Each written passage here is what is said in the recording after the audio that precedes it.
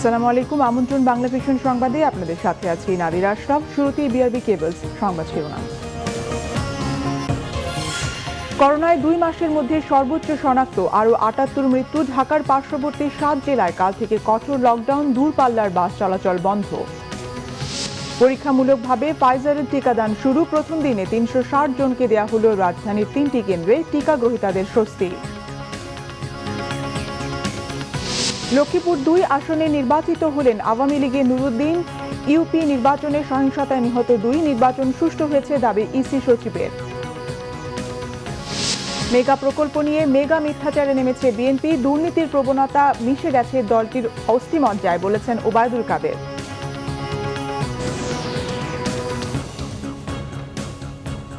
দেখছিলেন বিআরবি কেবল সংবাদ শিরোনাম, এবারে বিস্তারিত।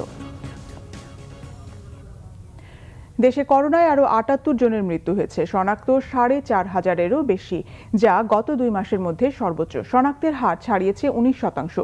জনস্বাস্থ্য বিশেষজ্ঞরা বলছেন, সংক্রমণের লাগাম টানতে হলে এই মুহূর্তে সারা দেশে লকডাউনের কোনো বিকল্প নেই। বেশ কিছুদিন ধরেই অবনতি হচ্ছে করোনা পরিস্থিতির। সোমবার স্বাস্থ্য অধিদপ্তরের প্রেস বিজ্ঞপ্তিতে জানানো হয়, দেশে একদিনে করোনায় আরও 78 জনের মৃত্যু হয়েছে। এর মধ্যে ঢাকায় 23 জন, চট্টগ্রামে 11 জন, রাজশাহীতে 15, খুলনায় 14 ও রংপুরে 9 জনের মৃত্যু হয়েছে। নতুন 4,636 জন সহ এ পর্যন্ত করোনা শনাক্ত হয়েছে 8,56,304 জনের। পরীক্ষার বিপরীতে 24 ঘন্টায় শনাক্তের হার 19.27, সুস্থ 91.73 ও মৃত্যুর হার 1.59%। এমন বাস্তবতায় বিশেষজ্ঞরা বলছেন, পরিস্থিতি নিয়ন্ত্রণে লকডাউনের কোনো বিকল্প নেই, নইলে হাসপাতালের উপর চাপ আরও বাড়বে। যখন 15% বেশি শনাক্ত পার্সেন্টেজ চলে যাবে, তখন যদি আমরা লকডাউন না দিই, হাসপাতালের উপর এমন একটা চাপ সৃষ্টি হবে যে হাসপাতাল ওটা ডিল করতে পারবে না। তাহলে এই লকডাউনে সংক্রমণ কমবে না, বন্ধ হবে না, কিন্তু হাসপাতালের উপর চাপ কমলে মৃত্যু হার কিছুটা কমতে পারে। এই জন্য এই লকডাউন দেওয়াটা জাস্টিফাইড। এটা যদি 20%, 30%, 50% যত বেশি আমরা করতে পারি, এরই একটা প্রভাব আছে। তা একদম জিরো নাই থাকার চেয়ে এই প্রভাবটা কিন্তু কম নয়। এই জন্য এটাকে আমরা মনে করতেছি যে লকডাউন দিতে রাখতেছে, এটা ঠিক আছে। সাথে সাথে হবে না, লকডাউনের সুফল পেতে 1 সপ্তাহ সময় লেগে যাবে। করোনা পরীক্ষা বাড়ানো, স্বাস্থ্যবিধি মানা ও টিকা কর্মসূচি জোরদারেরও পরামর্শ জনস্বাস্থ্য বিশেষজ্ঞদের। তাইমুর রশিদ, বাংলা ভিশন, ঢাকা। এদিকে করোনার বিস্তার রোধে ঢাকার আশেপাশের 7 জেলায় আগামীকাল ভোর 6টা থেকে 30 জুন পর্যন্ত লকডাউনের কঠোর বিধিনিষেধ জারি করেছে সরকার। জেলাগুলো হলো গাজীপুর, নারায়ণগঞ্জ, মানিকগঞ্জ, মুন্সিগঞ্জ, রাজবাড়ী, মাদারীপুর ও গোপালগঞ্জ। ঢাকার সঙ্গে যোগাযোগ বিচ্ছিন্ন করতে এই সিদ্ধান্ত নেওয়া হয়েছে বলে জানিয়েছেন মন্ত্রিপরিষদ সচিব খন্দকার আনোয়ারুল ইসলাম। এই 7 জেলায় জনসাধারণের চলাচল সহ সব ধরনের যানবাহন চলাচল বন্ধ থাকবে। জরুরি প্রয়োজন ছাড়া কাউকে ঘরের বাইরে যেতে দেওয়া হবে না। কঠোর বিধিনিষেধের সিদ্ধান্ত বহাল থাকবে 30 জুন মধ্যরাত পর্যন্ত। তবে আইনশৃঙ্খলা, খাদ্য ও কৃষি উপকরণ, গণমাধ্যম, ডাক সেবা সহ বিদ্যুৎ, পানি, গ্যাসের মতো জরুরি সেবা, এর সাথে সংশ্লিষ্ট অফিস, কর্মকর্তা, কর্মচারী, যানবাহন এবং করোনার টিকা এই নিষেধাজ্ঞার বাইরে থাকবে। পরিস্থিতি বিবেচনায় দেশের অন্য জেলাতেও কঠোর বিধিনিষেধ জারি হতে পারে বলে জানান মন্ত্রিপরিষদ সচিব।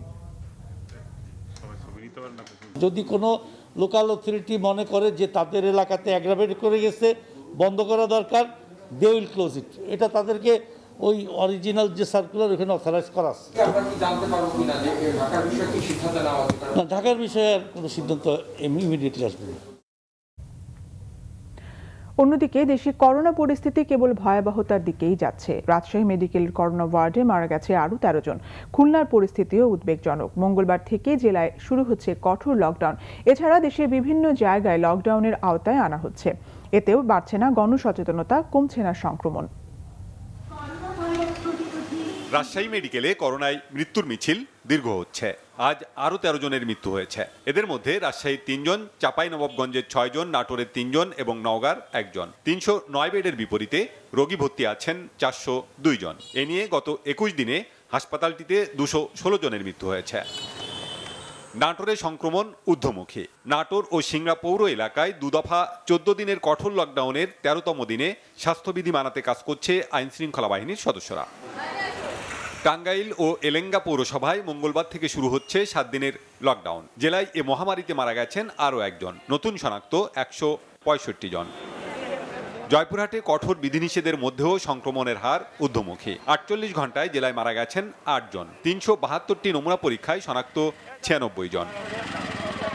বগুড়ায় একদিনে করোনায় 2 নারী সহ 5 জনের মৃত্যু হয়েছে। 219 জনের নমুনা পরীক্ষায় শনাক্ত 84 জন।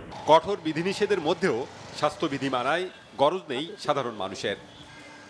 করোনায় দিনাজপুরে মারা গেছেন আরও 2 জন। জেলায় শনাক্ত 48.80%। সংক্রমণ ঠেকাতে সদর উপজেলার লকডাউন বাড়ানো হয়েছে আরও 1 সপ্তাহ।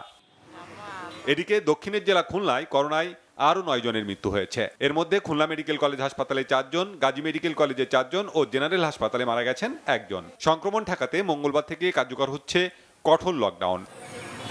সাতক্ষীরায় লকডাউনের তৃতীয় সপ্তাহেও লক্ষণ নেই সংক্রমণ কমার। একদিনে 116 জনের নমুনা পরীক্ষায় 50 জনের করোনা শনাক্ত হয়েছে। আক্রান্ত ও উপসর্গ নিয়ে মারা গেছেন 4 জন। 2 সপ্তাহ গড় দেখি প্রায় 50%-এর আশেপাশেই পজিটিভিটি রেট বিদ্যমান এবং এটা লকডাউনের তৃতীয় সপ্তাহ চলছে, কিন্তু সেই ক্ষেত্রেও দেখা যাচ্ছে যে আশানুরূপভাবে যে পজিটিভিটি এখনও কমছে না। জনগণ যদি একটু কষ্ট করে এখন লকডাউন মানে স্বাস্থ্যবিধি মেনে চলে এবং বিশেষত মাস্ক পরিধান করে, তাহলে আমরা আশা করব যে আমরা করোনা সংক্রমণটাকে এই সপ্তাহে চলমান সপ্তাহে একটা গ্রহণযোগ্য পর্যায়ে নামিয়ে আনতে পারব। সীমান্ত জেলা কুষ্টিয়ায় একদিনে 83 জনের সংক্রমণ ও 7 জনের মৃত্যু হয়েছে। ঊর্ধ্বমুখী সংক্রমণ ঠেকাতে 7 দিনের লকডাউনের প্রথম দিনে স্বাস্থ্যবিধি মানাতে তৎপর আইন শৃঙ্খলা বাহিনী। নড়াইলে কঠোর লকডাউনের প্রথম দিনে গণপরিবহন সহ দোকানপাট বন্ধ রয়েছে। লকডাউন কার্যকরে কাজ করছে আইন শৃঙ্খলা রক্ষাকারী বাহিনী। ঝিনাইদহে করোনায় 3 জনের মৃত্যু হয়েছে। 205টি নমুনা পরীক্ষায় শনাক্ত হয়েছে 95 জন। চট্টগ্রামে করোনায় 4 জনের মৃত্যু সহ শনাক্ত 190 জন। Banglavision news desk. করোনা ভাইরাসের সংক্রমণ দ্রুত বাড়ায় আগামীকাল মঙ্গলবার সকাল 6টা থেকে আগামী 30 জুন পর্যন্ত ঢাকার সঙ্গে 7 জেলার ঢাকাগামী সব দূরপাল্লার বাস চলাচল বন্ধ থাকবে, জানিয়েছেন ঢাকা সড়ক পরিবহন মালিক সমিতির সাধারণ সম্পাদক খন্দকার এনায়েতুল্লাহ। এদিকে ঢাকার সঙ্গে সারা দেশের লঞ্চ চলাচলও বন্ধ ঘোষণা করা হয়েছে। মন্ত্রিপরিষদ বিভাগের প্রজ্ঞাপনের আলোকে এই সিদ্ধান্ত নেওয়া হয়েছে বলেও জানান তিনি। বলেন, যেই 7টি জেলা লকডাউনের আওতায় আনা হয়েছে তার যে কোনো একটিকে এড়িয়ে ঢাকা শহরের বাস প্রবেশ করা সম্ভব নয়। সেজন্য সরকারি নির্দেশনা অনুযায়ী 22 জুন থেকে 30 জুন পর্যন্ত ঢাকাগামী দূরপাল্লার বাস চলাচল বন্ধ থাকবে। সচিবালয়ে সরকারের শীর্ষ পর্যায়ের এক বৈঠকে মানিকগঞ্জ, নারায়ণগঞ্জ, গোপালগঞ্জ, গাজীপুর, রাজবাড়ী, মাদারীপুর ও মুন্সিগঞ্জের সঙ্গে ঢাকার যোগাযোগ বন্ধের সিদ্ধান্ত নেওয়া হয়।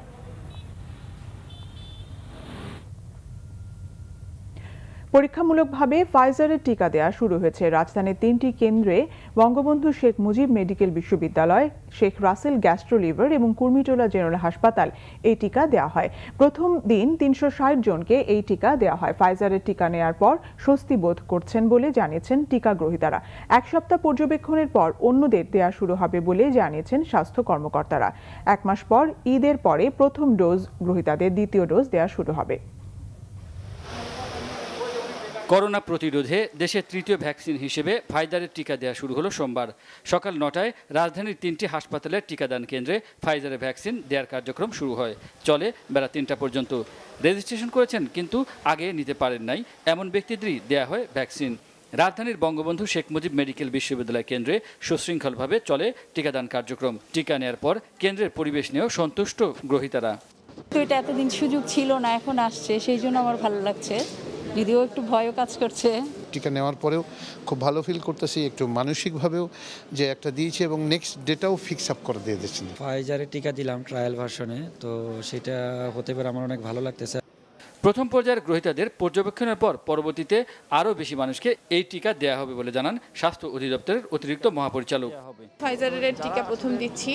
আমরা যে সমস্ত হাসপাতালগুলোতে আইসিইউ ফ্যাসিলিটিস আছে এবং স্পেশাল কেয়ার নেওয়ার মতো অ্যারেঞ্জমেন্ট আছে, মানে ইমিডিয়েটলি নিতে পারবে, সেই জন্য শুধুমাত্র সেই সব কেন্দ্রগুলোই রেখেছি ফাইজারের জন্য। শ্রমিকদের যাওয়ার ক্ষেত্রে কোনো দেশে রেস্ট্রিকশন আছে যে ফাইজার বা অ্যাস্ট্রাজেনেকা এরকম টিকাই হতে হবে যাতে আমাদের প্রবাসী শ্রমিকরা যেতে পারে।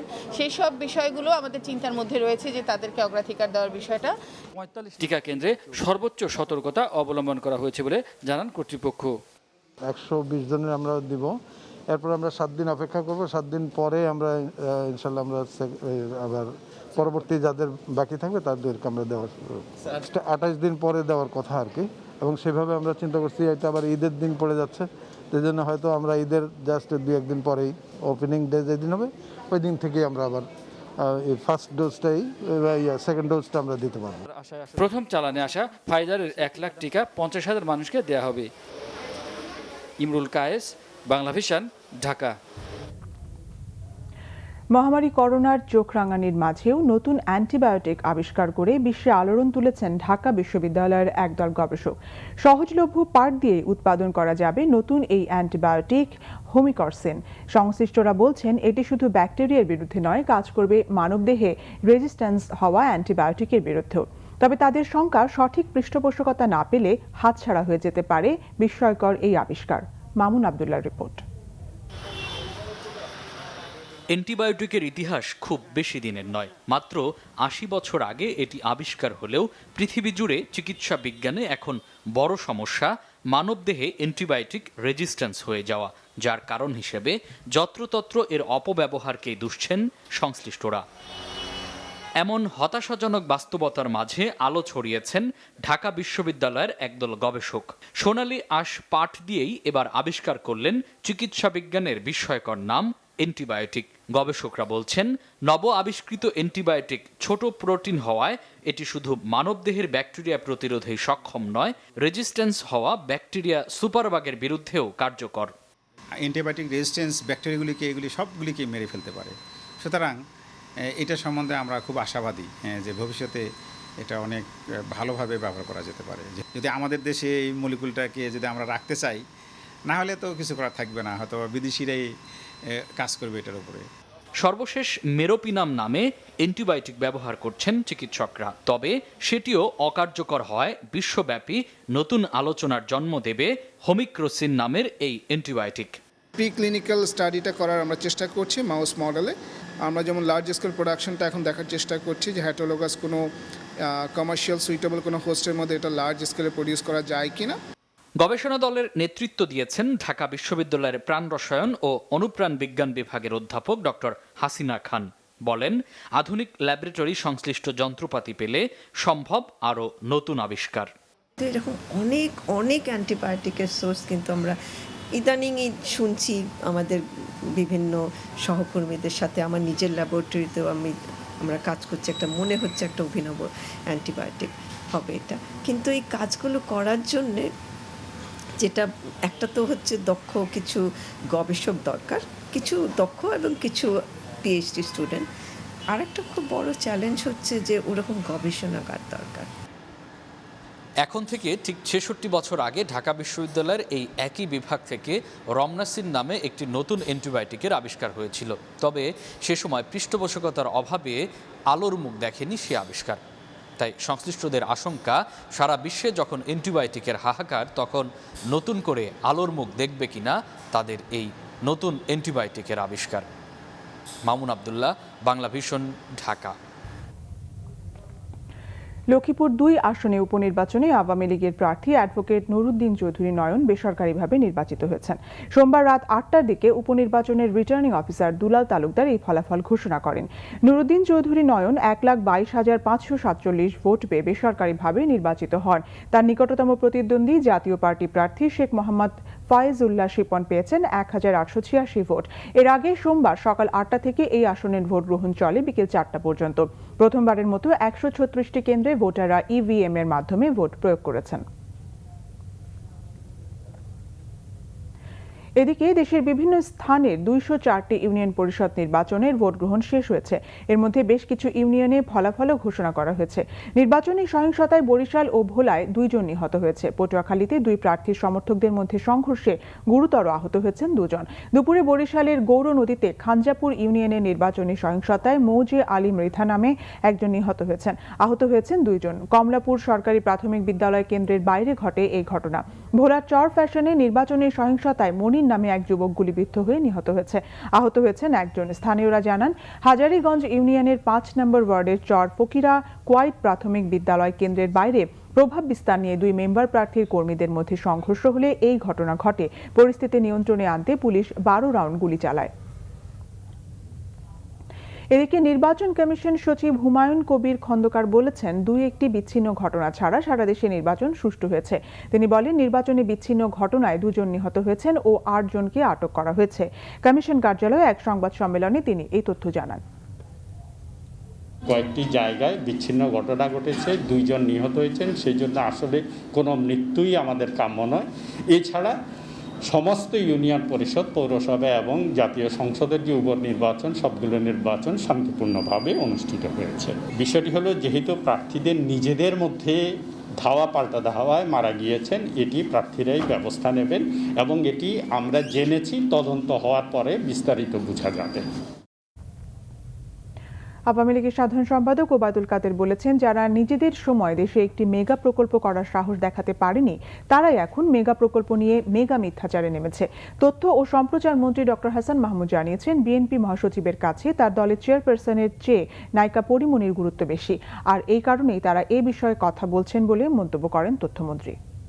এটা তাদের পরিকল্পিত সচিবালয়ে নিজ দপ্তরে এক ব্রিফিংয়ে কথা বলেন সড়ক পরিবহন ও সেতুমন্ত্রী ওবায়দুল কাদের।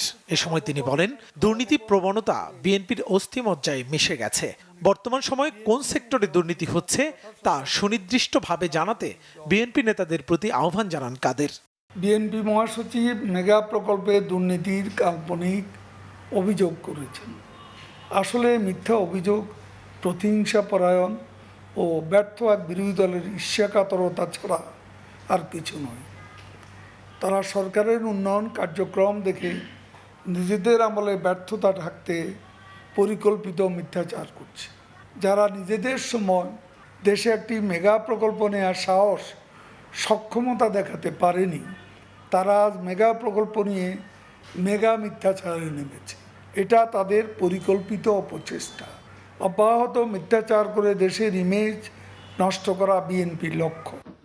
এদিকে সচিবালয়ে এক সংবাদ সম্মেলনে তথ্য ও সম্প্রচার মন্ত্রী ডক্টর হাসান মাহমুদ বলেন, বিএনপি এবং মহাজ্ঞানী দাবি করা কিছু ব্যক্তি ও প্রতিষ্ঠান দেশের উন্নয়ন অগ্রগতির প্রশংসা না করে উল্টো সমালোচনা করছেন।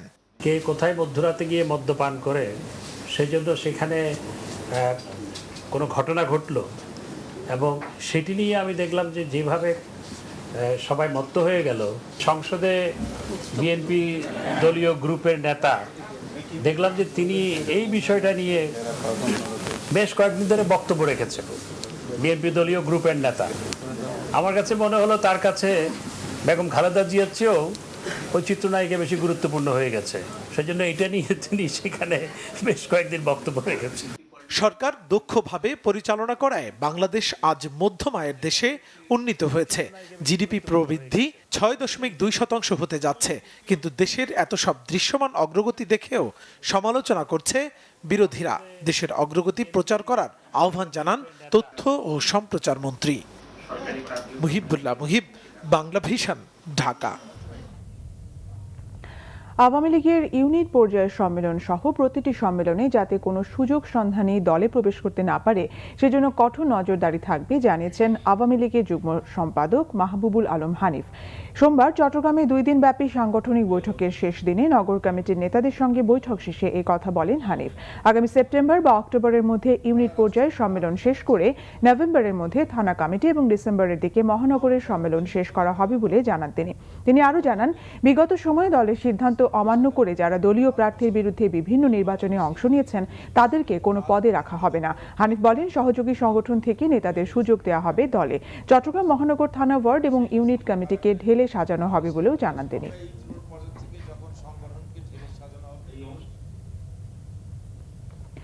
বিএনপি মহাসচিব মির্জা ফখরুল ইসলাম আলমগীর বলেছেন, দেশের মানুষের জানমালের নিরাপত্তা বিধান করা তাদের দায়িত্ব হলেও আইনশৃঙ্খলা বাহিনীর কিছু সদস্য ক্ষমতাসীনদের তুষ্ট করার লক্ষ্যে বিরোধী দলীয় নেতাকর্মী ও সাধারণ মানুষের উপর নির্যাতন করছে।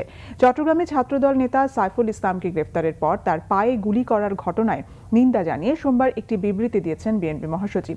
এতে তিনি অভিযোগ করেন, পুলিশ গত 17 জুন জাতীয়তাবাদী ছাত্রদল চট্টগ্রাম মহানগরীর সাবেক সহ সম্পাদক সহ সাধারণ সম্পাদক সাইফুল ইসলামকে চট্টগ্রামের বায়েজিদ এলাকা থেকে বিনা ওয়ারেন্টে গ্রেফতার করে তার পায়ে বন্দুক ঠেকিয়ে গুলি করে।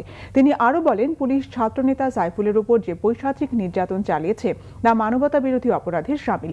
এই ঘটনার সাথে জড়িতদের বিচার এবং ছাত্রদল নেতা সাইফুল ইসলামের নিঃশর্ত মুক্তি দাবি করেন বিএনপি মহাসচিব।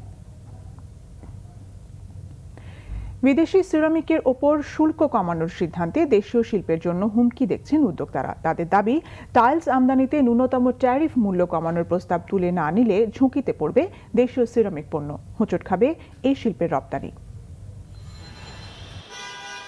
সিরামিকের চাহিদার প্রায় 85% এখন পূরণ হয় দেশীয় কারখানায় তৈরি পণ্য দিয়ে, যার বাজার মূল্য 6,500 কোটি টাকার বেশি। দেশের চাহিদা মিটিয়ে বছরে প্রায় 400 কোটি টাকার টাইলস সহ অন্যান্য পণ্য রপ্তানি হচ্ছে যুক্তরাষ্ট্রসহ বিভিন্ন দেশে।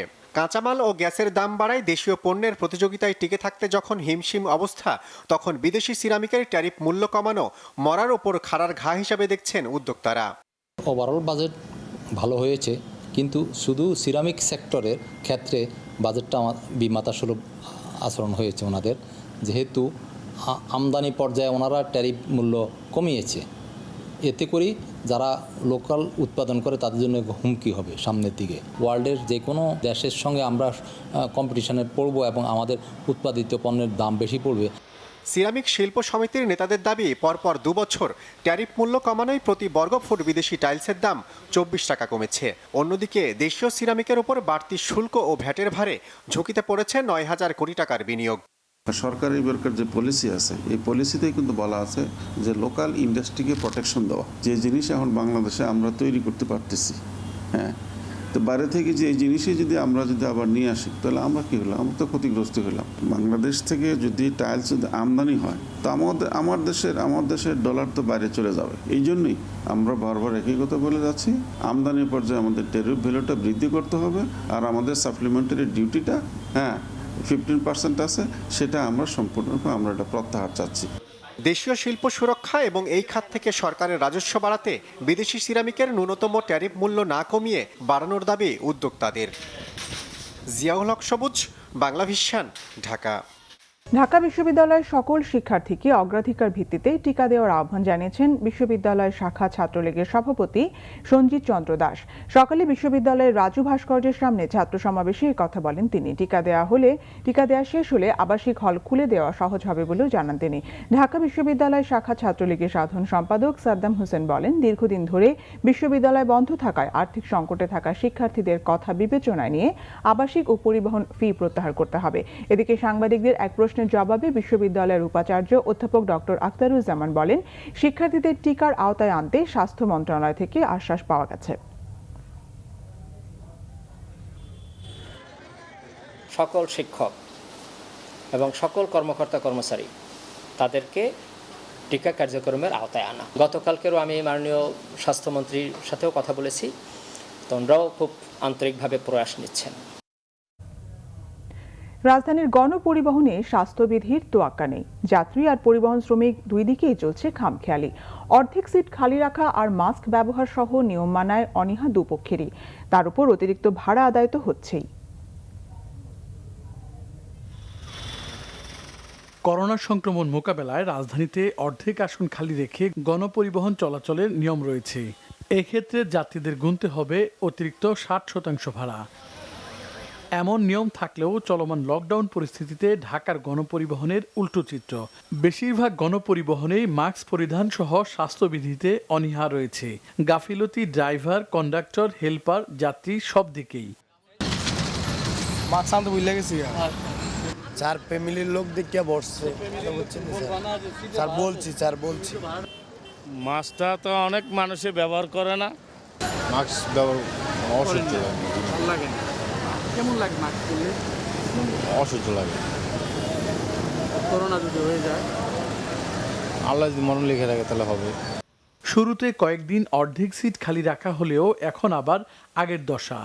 2 আসনে বসানোর পাশাপাশি দাঁড়িয়েও যাত্রী নেওয়া হচ্ছে। তবে 60% অতিরিক্ত ভাড়ায় কোনো ছাড় নেই। কি বলবো, আমরা সাধারণ জনগণ সবার কাছে জিম্মি হয়ে গেছে। কারণ আমরা যখন গাড়িতে উঠি ওরা বলে একভাবে, কিছুক্ষণ পরে যখন ভাড়া কাটা হয় তারা ওদের সব কিছু চেঞ্জ হয়ে যায়। শতকরা 90% গাড়িতে এইভাবে নেয়। ভাড়া হচ্ছে 15 টাকা, তারা নেয় 30 টাকা। স্বাস্থ্যবিধি না মানা কিংবা অতিরিক্ত যাত্রী নেয়ার প্রশ্নে নেই কোনো সদুত্তর। সারা রাস্তা তো আমরা খালি আইছি ভাই, কি করবো, দৌড়ে উঠতে গেলে কিছু করার আছে বলেন? দুইটা লোক বেশি উঠে আছে, এখন সিট খালি আছে না, এখন আর সামনে তার ওটা মানে দুইটা লোক সিঙ্গেল করে এলাম। কেবল গণপরিবহন নয়, অর্ধেক আসন খালি রাখার বিধিনিষেধ মানা হচ্ছে না সরকারি কর্মকর্তা কর্মচারীদের পরিবহনেও। সৈকত সাদিক, বাংলা ভিশন, ঢাকা। আগামী মাসেই শেষ হচ্ছে পায়রা সেতু নির্মাণ কাজ। করোনায় কিছুটা ব্যাঘাত হলেও ঢাকা পটুয়াখালীর মহাসড়কের লেবুখালীতে নির্মাণাধীন এই সেতু নিয়ে নতুন আশায় স্থানীয়রা। সেতুটি চালু হলে দক্ষিণাঞ্চলের অর্থনৈতিক উন্নয়নের পাশাপাশি নতুন মাত্রা যোগ হবে সড়ক যোগাযোগে। 1170 কোটি টাকা ব্যয়ে পটুয়াখালীর লেবুখালীর পায়রা নদীতে তৈরি হচ্ছে দেশের দ্বিতীয় এক্সট্রাডোস কেবল স্টেট ব্রিজ। মূল সেতুর 95% এবং পুরো সেতুর 85% কাজ এরই মধ্যে শেষ হয়েছে। প্রকল্পটি বাস্তবায়ন করছে চীনের ঠিকাদারি প্রতিষ্ঠান লঞ্জিয়াল ব্রিজ অ্যান্ড রোড কনস্ট্রাকশন। চট্টগ্রামের কর্ণফুলী ব্রিজের আদলে নির্মিত এই সেতুর দৈর্ঘ্য 1470 মিটার এবং প্রস্থ 19.76 মিটার। কেবল দিয়ে দুই পাশে সংযুক্ত করা থাকবে ব্রিজটি। এতে একটি মাত্র পিলার ব্যবহার করা হয়েছে নদীর মাঝখানে। সেতু নিয়ে নতুন আশায় স্থানীয়রা। অনেক সময় 100-150-200 বাস অটো মানে দাঁড়াই থাকে, তখন আমাদের দেখাচ্ছে যে আমরা 2-3 ঘন্টা আমাদের বাস থেকে বসে থাকা লাগে। আমরা ইচ্ছে করলাম যে আমরা হেঁটে যাবো, তাও যেতে পারি না, এগুলো আমাদের অনেক ভোগান্তি। ঘন্টার পর ঘন্টা বসে থাকা লাগে জ্যামের কারণে। ওরা ঠিকমতো ফেরি ঠিকমতো চালায় না, একটা চালায়, দুইটা চালায়, তো ঠিকমতো চালাইতেছে না।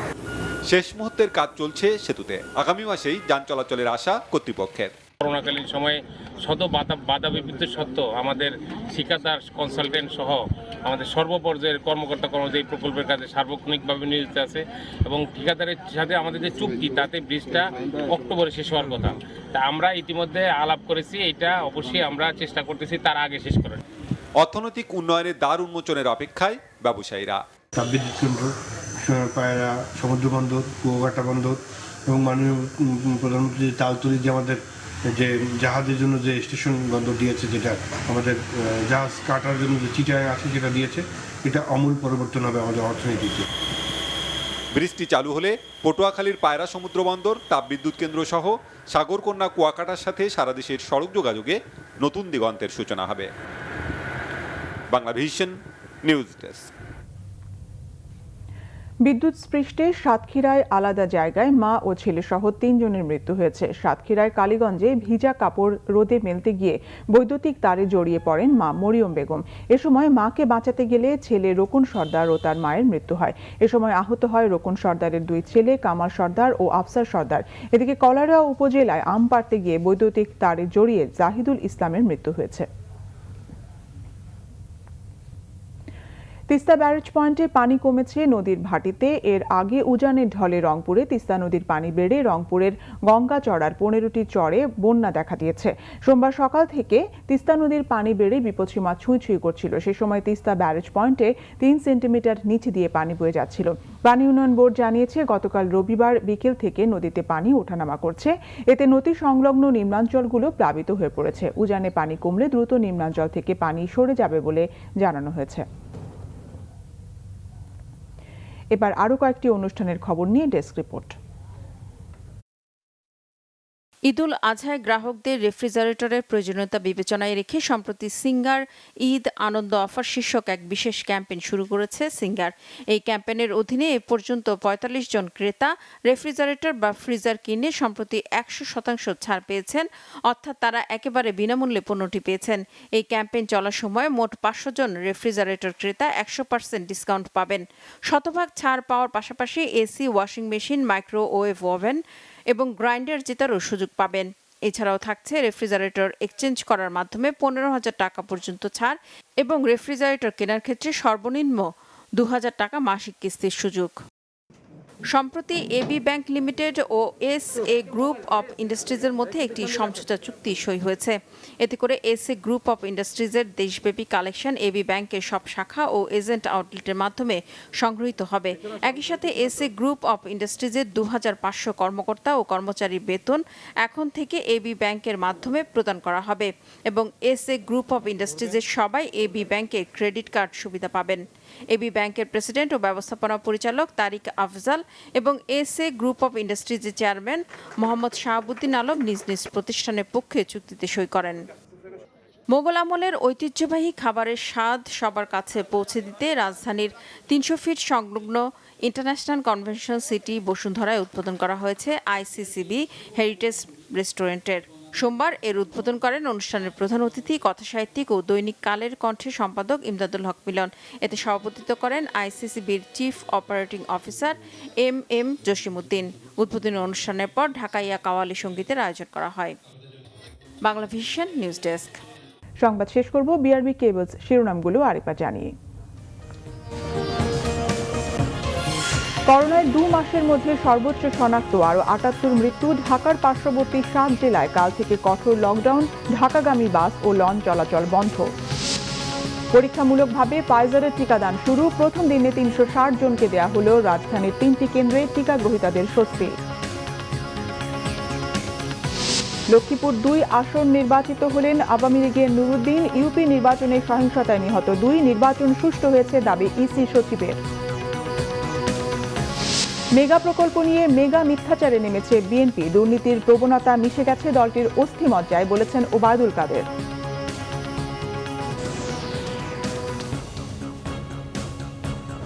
এই ছিল এখনকার মতো। পরের সংবাদ রাত 1টায় দেখার আমন্ত্রণ রইল। এছাড়া বাংলা ভিশন সংবাদ ও সংবাদ সংশ্লিষ্ট অনুষ্ঠান দেখতে ভিজিট করুন www.bbnews24.com ও facebook.com/banglavision এবং সাবস্ক্রাইব করুন youtube.com/banglavision news। ধন্যবাদ।